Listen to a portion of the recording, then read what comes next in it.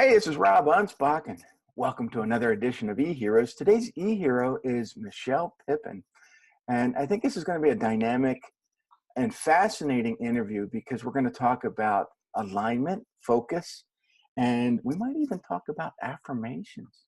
So welcome, Michelle, and thanks for being a guest today. Thanks so much. I've been really looking forward to this.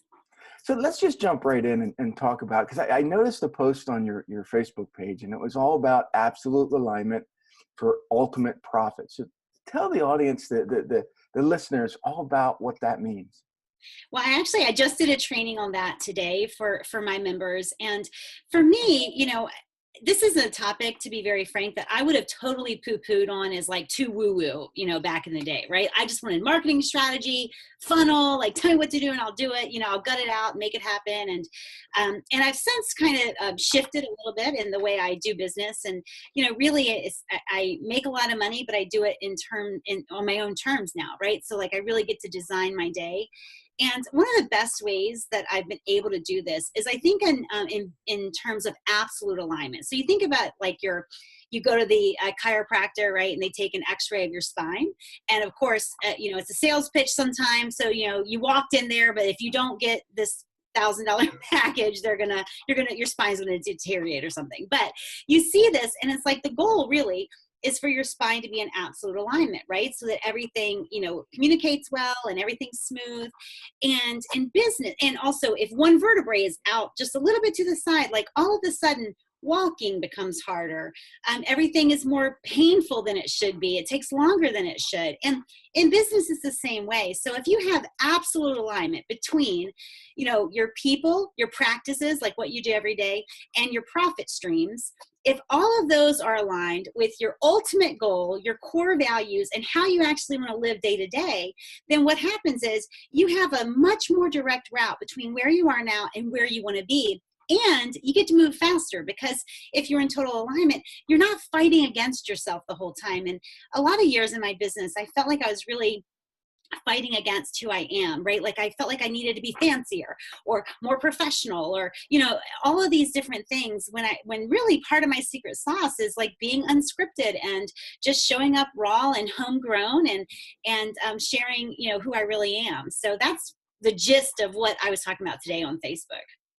And I also think that being real and raw that's what I've been teaching for years. But I also think that people need to be honest with themselves about pricing, because when your pricing is not in alignment with what you're selling or your values, that can throw off everything. Yes. Yes. Yeah, I think pricing is a huge thing. I actually was just writing about that. For most things, right, like gadgets or cars or fashion, there's a buyer at every price point, right? There's somebody buying clothes at Walmart and there's somebody buying clothes from Prada, and so. But for expert businesses and for coaching businesses, it can be a real delicate dance to choose your pricing and create strong pricing that, reflects, even if you're a newbie, in the industry, but reflects who you are and also speaks highly of you. I've always said, I did a full one-day training just on price. And, I've always said that price speaks for you on your behalf. And a lot of times, we will apply a non-price solution. We'll apply a price solution to something that has nothing to do with price. Like if we're not getting clients, we assume we got to discount our pricing, and then we still don't get clients, and we never really figure out the real thing. So yeah, I think price is huge. And I think one of my pet peeves is going onto social media and someone poses a question. Well, what should I charge? Right. And you got all the vultures going in saying $20, $30, I'll do it for a case of beer or whatever. And I'm like, and here I'm going, well, I would have charged like $1,500 or $2,000 and these guys are doing it for $20. Right. And I'm like, wait a minute. I got overhead. I got, advertising, marketing. I got employees. I got this, and this. But even if I got all that away, I would still need to make at least half of that to make a profitable business. And they're doing it for, But also, their price, what they're paying, that buys their commitment. Make no mistake, right? Like when I don't work one-on-one with clients anymore, but when I did, I charged a lot of money for it. And, and the reason that was like the secret behind my, like, recommendations and my success stories, because people paid so much that they paid attention, they showed up and they did the work. They were absolutely committed. And so of course they got outrageous results, right? Mm-hmm. And I just actually kind of went on a little bit of a rant about exactly what you're talking about. And I had somebody say they couldn't join like my membership, right? Because right now they were learning, get this, people don't even get the irony of this. They were learning how to sell from people who didn't charge them. And I said, oh, okay. So they're doing what they do for free to teach you how to stop doing what you're doing for free and get money. I'm like, does anybody get the irony here, right? And they don't. In fact, I saw another post. Somebody says, I want to hire a coach, but I don't want the outrageous fees. And, all of these business coaches were like, well, pick me for free. Like, we'll do 6 weeks for free. And I'm like, oh my Lord, the only reason you'd hire a business coach is to help you make more money, I assume, right? And you're going to work with someone who refuses to charge? Like, it blows my mind. Yeah, you can't pay your bills when you're doing free work with everybody. Right. And I tried, right? Oh, but let's just keep on giving free stuff out, and we'll make it up in volume. It's crazy. It's absolutely ludicrous. And then you have people who are like, well, if you do this for me for free, I'll get you the exposure. Yeah. Well, why don't you pay me and I don't have to deal with the exposure? That's right. It doesn't work. One of the benefits, I'm married. You said you're getting ready to celebrate 30 years, and my husband's getting ready to celebrate 20 years. And I'm married to one of the best public school teachers out there, right? But he doesn't get paid for being the best. And so, me not working or, whatever was never really an option for us. And I am so grateful for that, right? It's like the power of broke. Damon John wrote that book. He asked me if I wanted him to sign my book when he and I were talking. I said, buddy, I don't need you to sign the book. I didn't need you to write this book. I know the power of broke. But I tell you, all jokes aside, like, it forced me to sell. I didn't have time to like dance around with branding or, figuring out like networking. I didn't have time for that. I had to start selling right away, or I either had to put my kids in daycare, or I'd have to, like, I don't know, get behind on my house payment or whatever, right? It was like a do or die. And I'm so grateful for that, because I learned what really made a business move forward, which is sales. Mm-hmm. I'm one of those guys who everything that I do is all about trust creation.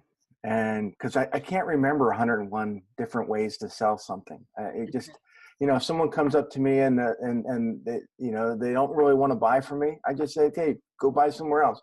And they're like, no, you got to sell it to me. No, I don't have time for that. You want to buy from me? Buy from me. You don't want to buy, goes. And, I have consultants over the last couple of years that, Rob, that's the stupidest thing I ever heard.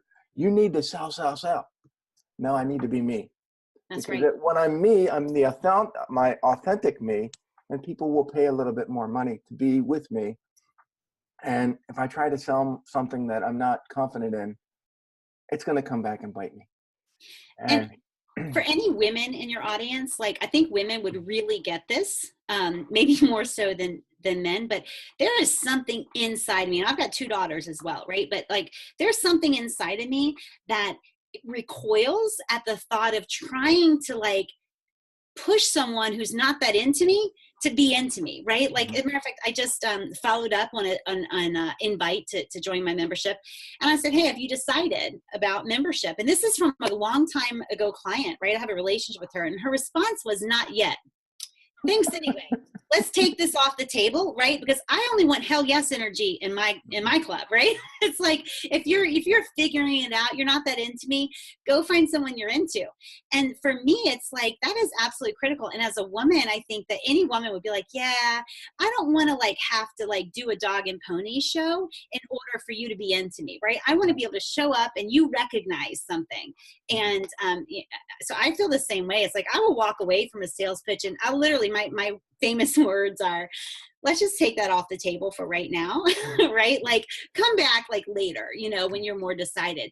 And it's funny because a lot of times they're like, oh, you misunderstood. I'm in, right? Yeah. Because they're not used to that. They're Right. used to being pursued and begged and, Yeah, I don't have time for that. no. I used to do it.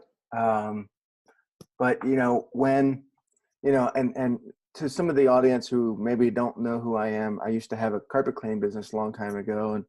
And I did that for a long time. And then from all that I learned and the experiences I gained, I started coaching people. But a lot of my clients were women and they just wanted clean carpet. So when I went to the door, they didn't want to be sold. They didn't want to be pressured. They just wanted the service. And, I've taken that experiences and that I learned there to apply to coaching. And you just get a fresher outlook on things because you're not constantly trying to persuade somebody to buy something that they don't need or want. Right. And you're getting the people that really want you to say yes and open up their wallet to say, Rob, I trust you. Just do it. I don't care what the price is. Just help us out. Yes. And I just want to point out to people who who are listening to this and might not be familiar with you or even other coaches, like, it's so admirable, and it should be like a legal requirement, but it's so admirable to have had a successful business before you start coaching people Right. on having a successful business. Right. And so I think that's important. My first business, I was this is kind of funny at this point, but I called myself literally an at-home secretary because the term virtual assistant had not been created yet, right? So I billed myself as an at-home secretary, and then I had an HR business. And, I think it's important to have some like success under your Right. belt before you're teaching others. So I love that part of your story because a lot of business coaches don't have it. No, and you go to LinkedIn now and you get these 20-year-olds getting out of college and they're coaches already. And I'm like, really? You have no Right. life experience whatsoever and you're trying to That's coach right. me? It's so funny. It's funny. It'd be funnier if more people weren't, clamoring to get access to that, right? So it'd be funnier if they weren't serious about it. Now, off video, we talked about affirmations a little bit, and I did mention it, and when I introed you, but you know, I think I heard the term affirmations like 20 years ago from Tony Robbins, and at first I kind of dismissed it because I thought, you know what, that's just not who I am, not what I do. But as I've gotten older, I've discovered that affirmations play a big part in what I do and what do I accomplish. Yes. Yes. And I'm like you. I dismissed it. Again, a little woo woo for me, right? Mhm. And I was so much more practical and like, who has time, to write that stuff out. And for me, I really realized kind of the practical side of affirmations when I realized that the affirmations I write, like that, and also I even have them on my phone. Like, I'll listen to them audibly at least once a day. And for me, it's like that is where I need to make decisions from. That's where for me, the affirmations get really, really practical, is because when I'm writing out my affirmations, it becomes part of my identity and it becomes the place from which I make decisions about today. So for instance, I know where I'm going in my business, and I have like every business owner, we have a million decisions to make a day. And so I've got to make decisions from that spot, not from where I am right now. And that's what helps me get to where I'm going a lot faster, right? Again, it's back to the alignment. I align my decisions with where I'm going with my ultimate goals. And affirmations are not only fun and relaxing, I'm sure they do when I actually write them out, every day, Mhm. and listen to them every day. And I'm sure it does something along the lines of like meditation, physiologically or whatever. But for me, it's just such a great anchoring practice so that I know where I am, I know where I'm going, and decisions and everything becomes a lot easier. I think it also helps entrepreneurs overcome depression because Okay. they have a lot of highs and lows in their business, Yes. and maybe they're struggling on getting that new client or getting cash flow to come in, and they're down in the dumps. Well, affirmations help them, have a mental aptitude.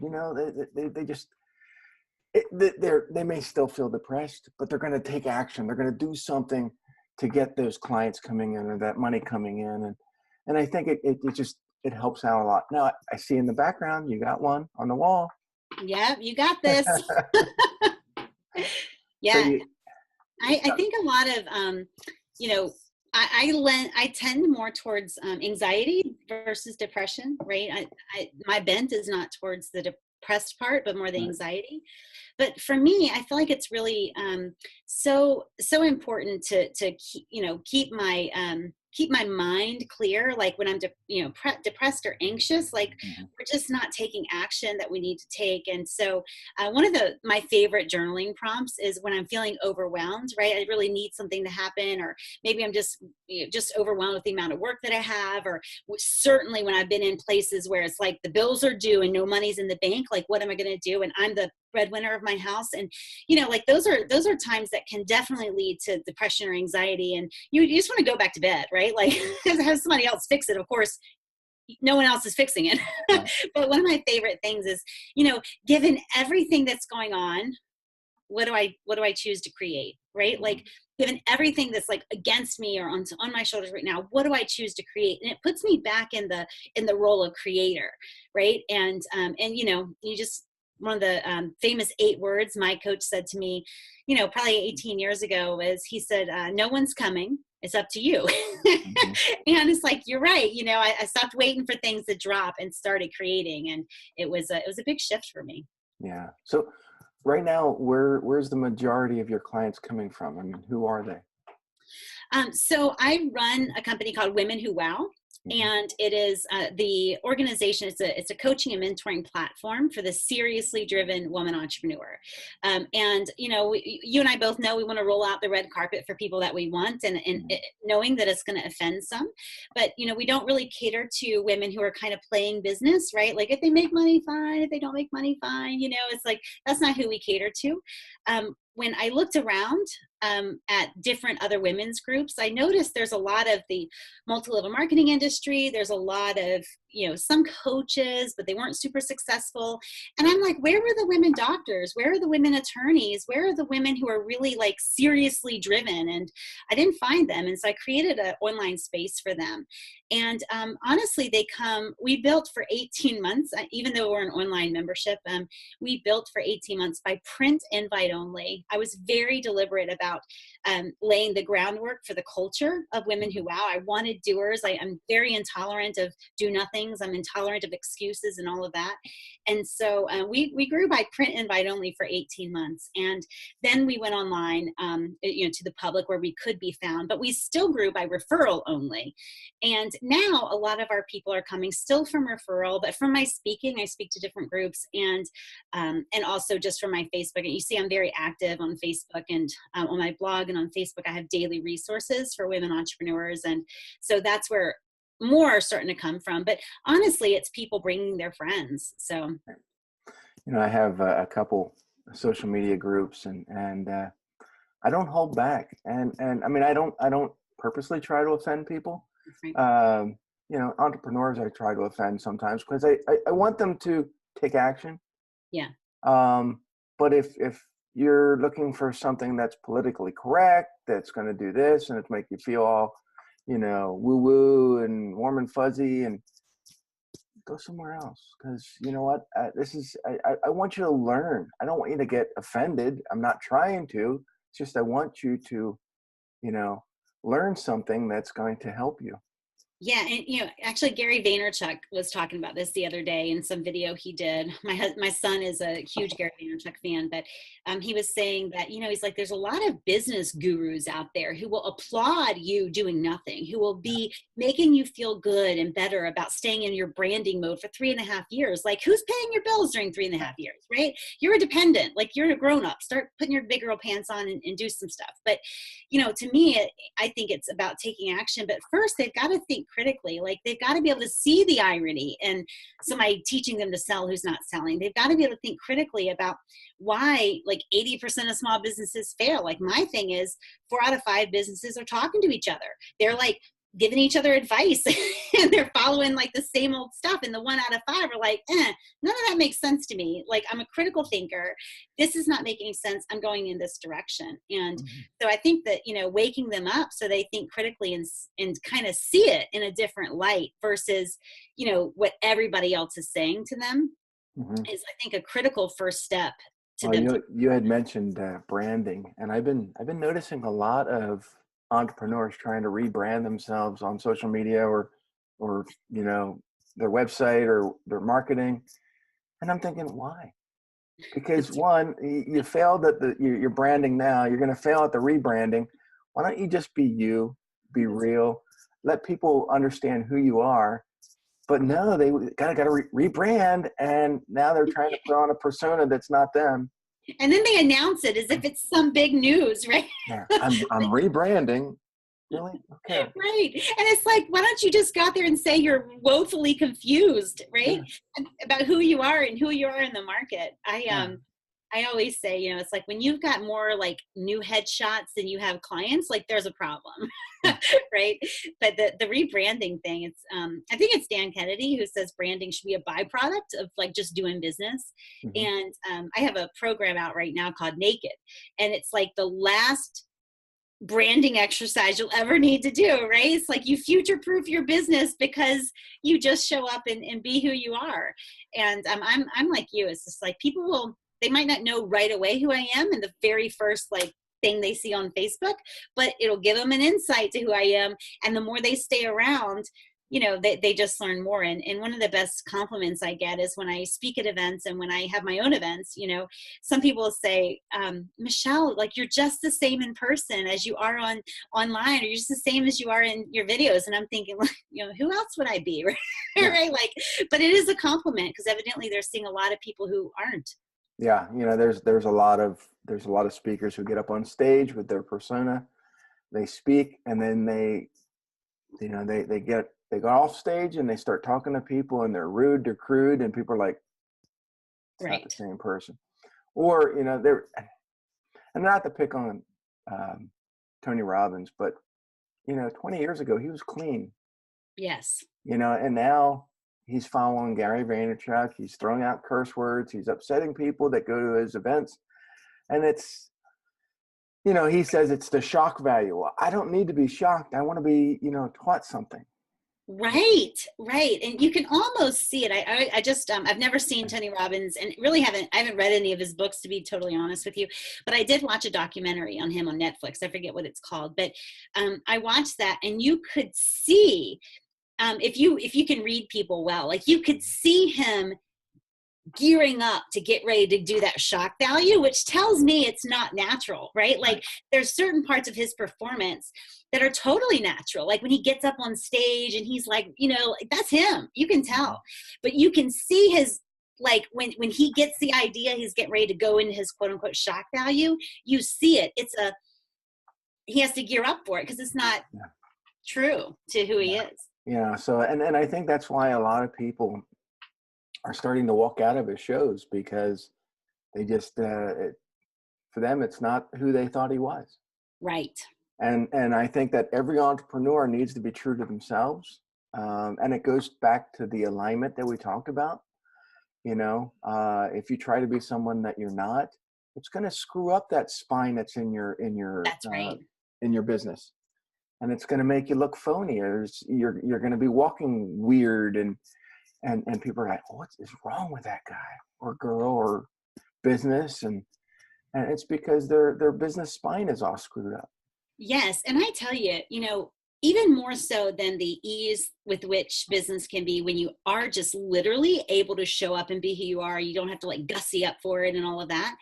More so than that, it's so unusual that you immediately stand out in a crowd, immediately, like even huge events, right? Like people notice you when you are showing up completely raw, like having no one to impress and no one to like prove anything to, and people notice you. And it's like, because you are walking and carrying yourself in a different way. And, for anybody listening, this is something that I I teach on more now than I ever used to, but it's something that can be learned by all of us. And it just takes some courage for the first time to do it. Right. And I mean, you just have to like pick a event and show up and wear your real clothes. Right. Mm-hmm. And talk in your real voice and forget the polished, like, you know, one sentence elevator speech. Like, I've never bought anything in an elevator. I've never sold anything in an elevator, right? It just drives me freaking nuts. And I'll never forget, if you have time for a story, can I tell you how I got blackballed from this one women's organization. And I was speaking, it was in DC, I'll never forget it.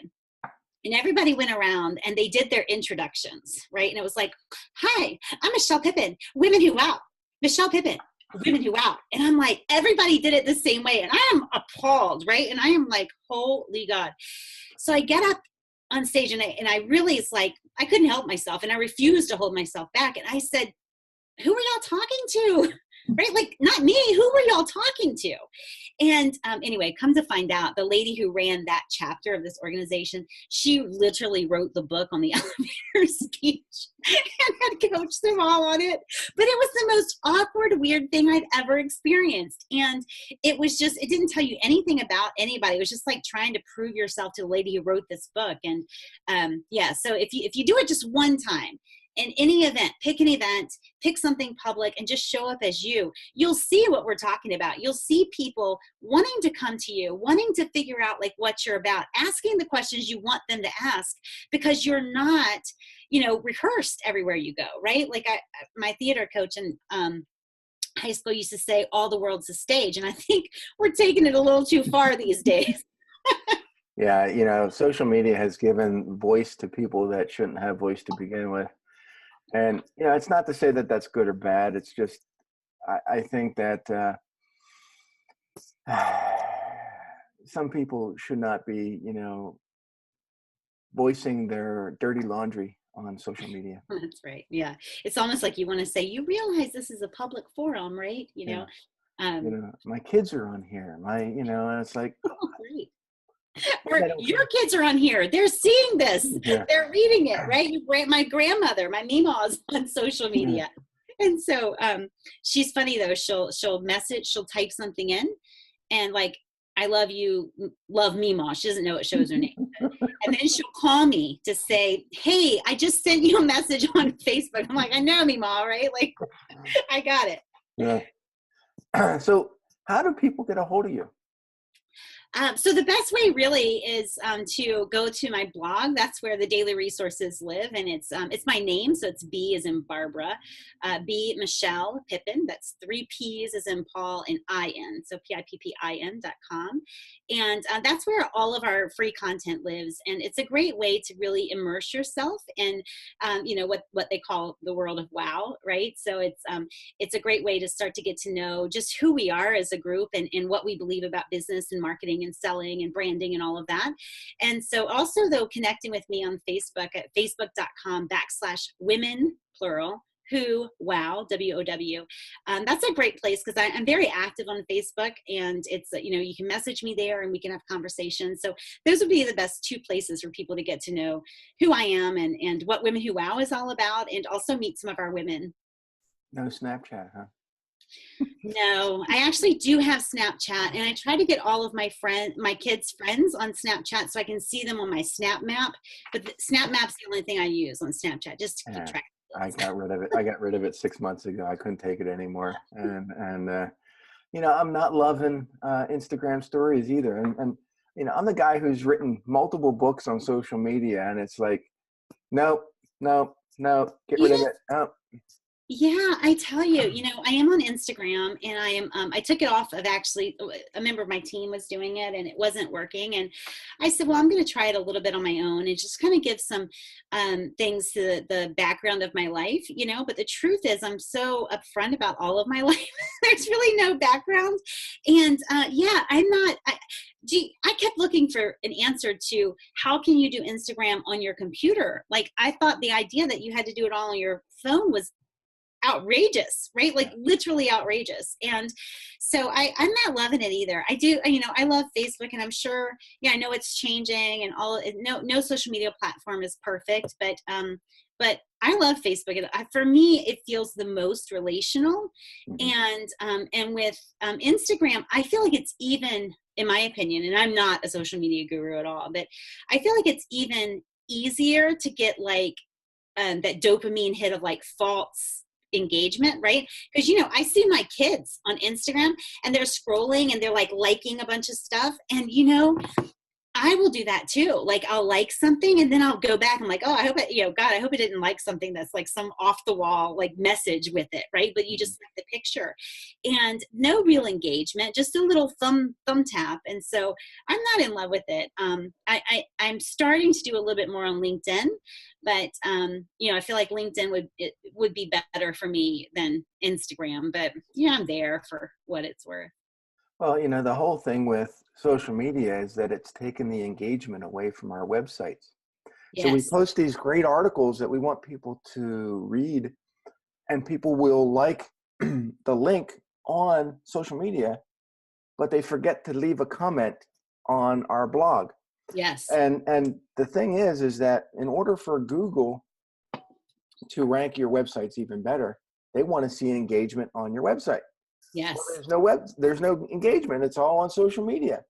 So in order for everyone to drive that engagement back to your website, it all comes back down to relationships. So you got to get your audience, your tribe, trained to go back to your website and leave messages instead of leaving them on social media. Well, this is your show, but I would love to know how you do that, right? Because I remember back in the day, I don't know if you would participate in this. It's like women did this more in general, but we'd have like blog carnivals, I think, or something like that, where a group of us would all like comment on every person's blog every week. And I've actually thought about re-emerging that, to see if it would work, because now that comments are even less, less likely to happen, it might do more.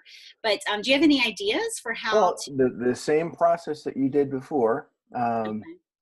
you can have take it to your group, and you have a small group or bigger group, Yep. but all those people can go in and start commenting on each other's blogs. Now it's going to take time, and you might want to mix it up, saying, okay, this group comments on these blogs this week, this group this week, because you don't want to constantly see the same people commenting on Yes. all your articles. Okay. But you mix it up a little bit, but you want to drive that engagement back to your websites. Yes. And once your articles start getting traction, Google is going to start presenting them more in searches. So if someone is searching for Women of Wow and your article is getting great engagement and great comments, it's going to rank higher on the search engines. So Sure. Yeah, we I'm gonna break that strategy back out and see what we can do with it now, because yeah. I've actually been doing quite a bit of reading about that, and I've obviously tweaked my own strategy, because I know that Facebook gives me more traffic, more exposure on the platform, because I keep people on the platform, and I've been really researching more. In fact, SEO is like one of the top things in 2019. It's like, what is the number one driver to your website? Search, right? Mm-hmm. And so we've got to keep both of those in mind in Right. tandem, I guess. And when you comment, you're creating a backlink back to whether you want to go back to your website or your Facebook page or wherever, but you're driving traffic both ways, and that's what's going to help. Yeah. Well, I commit to doing that. I will let you know how it goes, So, for sure. well, I think I'm getting my last cough in here. But this was great.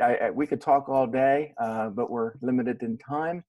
So, any last words that you want to offer my listeners?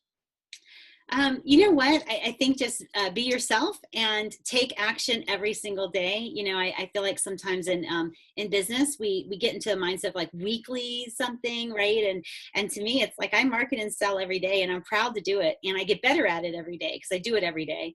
And so it's really, for anybody listening, the hero of your business is not going to be the one big break you got one day, right? It's going to be the culmination of the things you did every day. And I think that that to me has been one of the mentalities that has allowed me to be where I am today, because I didn't count on big breaks. I counted daily habits. And the same is true in marriage and your body, every aspect of your life, but certainly in business as well.